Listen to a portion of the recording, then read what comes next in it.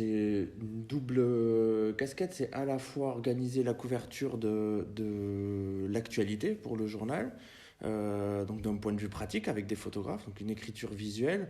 Et c'est aussi mettre en musique la ligne éditoriale du journal. Enfin, je dis en musique, oui, c'est comme ça qu'on dit entre nous. C'est réfléchir en amont à comment on va raconter les choses. Est-ce qu'on décide de faire du reportage? Est-ce qu'on décide de faire du portrait? Est-ce que c'est un sujet qui mérite plusieurs jours et donc avec une écriture journalistique, photojournalistique différente, ou est-ce que un temps assez réduit est suffisant pour raconter l'histoire qu'on veut raconter? C'est exactement la même chose que rédacteur en chef côté texte, mais appliqué à une écriture visuelle. C'est assez bateau de dire ça, mais je pense qu'elle n'est pas évidente. Le marché s'est extrêmement resserré. Je pense que le nombre de journaux en capacité financière de produire du photojournalisme a beaucoup diminué là, ces dernières années, et ça, la situation ne va pas en s'arrangeant. Je pense que beaucoup de photographes ont fait le choix de ne plus seulement être photojournaliste, mais d'avoir une double casquette de photographe, c'est-à-dire avoir des collaborations à l'extérieur qui ne sont pas du journalisme, et qui continuent à avoir une activité. L'essentiel des photographes avec lesquels on travaille sont dans cette situation. C'est vrai que depuis un an, on voit le champ des possibles se restreindre. Le Covid, c'est devenu une excuse parfaite pour empêcher les journalistes et les photographes de venir. Bah, parfois c'est justifié et parfois c'est vraiment un prétexte. Nous, on a fait le choix de ne pas se résigner, c'est-à-dire on continue à faire toutes les demandes pour tous les sujets qu'on a envie de couvrir, même si on sait déjà qu'ils nous ont dit non les 5 ou 6 dernières fois. On continue à faire les demandes systématiques, à argumenter. Des fois, ça finit par passer. Et puis, il y a des situations qui restent bloquées et qui continueront à l'être. En politique, par exemple, ils n'empêchent pas, mais ils ont considérablement réduit le nombre de photographes qui peuvent avoir accès au personnel politique. Donc maintenant, vous vous retrouvez avec 2 photographes qui peuvent venir et il faut faire le choix parmi la vingtaine qui a fait la demande. Mais nous, on continue systématiquement à faire les demandes en considérant que on est légitime à aller photographier toutes les situations qui nous intéressent, et donc on pousse les gens à nous dire non en fait. Je ne sais pas quelle sera la version finale de la proposition de loi. Même si cette loi était adoptée, on continuerait à envoyer des photographes où bon nous semble et comme bon nous semble, sans demander les autorisations, parce qu'à un moment donné, il était question de soumettre à accréditation ou à autorisation les photographes pour qu'ils puissent aller couvrir une manif par exemple. On s'était dit, et pour le moment on est sur la même ligne, que nous on ne changerait pas nos pratiques, on n'a pas à demander à qui que ce soit l'autorisation d'envoyer un photographe dans la rue pour photographier une manif. Et surtout, une part des photographes avec lesquels on travaille, pour des raisons extérieures à tout ça, n'ont pas la carte de presse.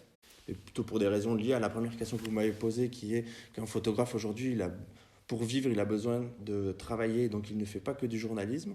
Donc pour le moment, on reste sur cette position. On verra ce qu'il y a véritablement dans le texte quand ils auront fini de travailler dessus. S'il faut être dans l'illégalité pour couvrir, j'ai le sentiment que le journal auquel j'appartiens se mettra dans l'illégalité. Euh, mais oui, je suis inquiet de voir le, le pouvoir politique s'immiscer dans nos pratiques quotidiennes, dans la liberté qui nous est donnée de pouvoir exercer notre métier. Dans une démocratie moderne comme la nôtre, ça me paraît aberrant qu'on en soit à se poser la question, à être inquiet de pouvoir librement faire notre métier. C'est vrai que comme je pense toute agence, on a été frappé de plein fouet par la crise sanitaire. Alors un état des lieux du photojournalisme, c'est vrai que voilà, il a s'agit de se réinventer, il a s'agit de trouver des moyens, aussi bien pour les photographes, mais aussi bien nous au sein des agences, pour diversifier en fait les canaux de diffusion, de proposer aussi différentes options aux photographes. Depuis à peu près mars dernier, on essaie véritablement d'offrir les meilleures possibilités aux photographes, aux auteurs.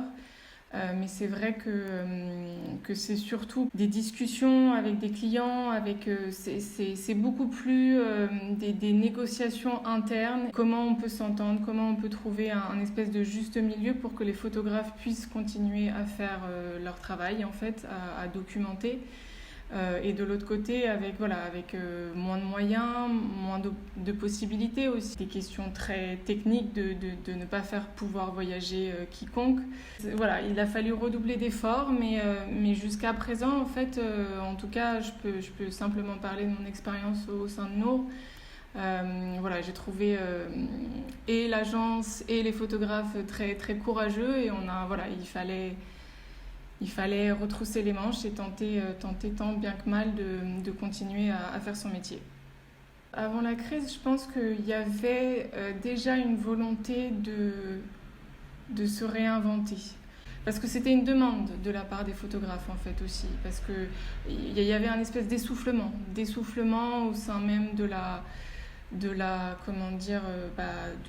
monde de la photographie, et il y avait aussi de la part des photographes un besoin en fait entre guillemets d'aller voir ailleurs, d'explorer de nouvelles perspectives.